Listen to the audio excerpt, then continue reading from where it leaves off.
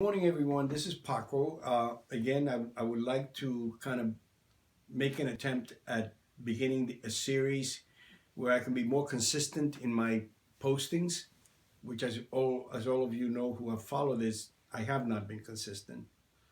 Very typical of life, isn't it? Inconsistency.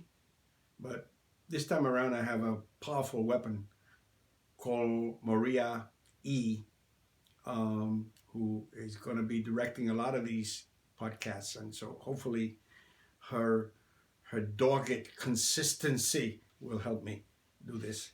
Um, and I want to be able to cover, a lot of subjects in this podcast, particularly since we're living in very difficult times. Not only as a Zen teacher to be able to share some of the insights that I've been able to at least get a taste of, but also be able to talk about just the general state of affairs in the life of all of us here in the United States and all over the world.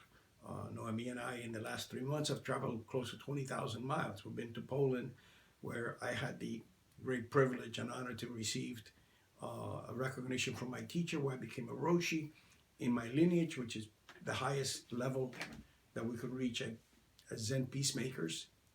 Um, we also were able to participate at Soul Fire Farm, upstate New York, dealing with ecological issues and discrimination within farming and food needs of people in the urban and suburban areas.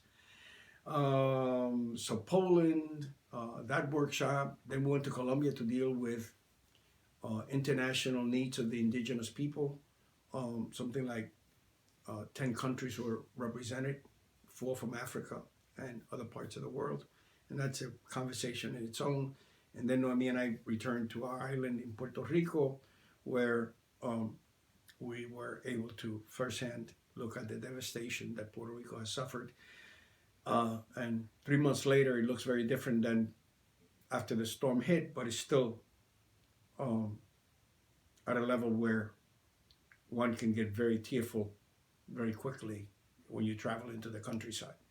So we've done that kind of work in the last 3 or 4 months. Want to continue to do that work, and I just want to say to you that anything that I can do to help people generally live a life of less suffering, less stress, less fear, more joy, that would be wonderful.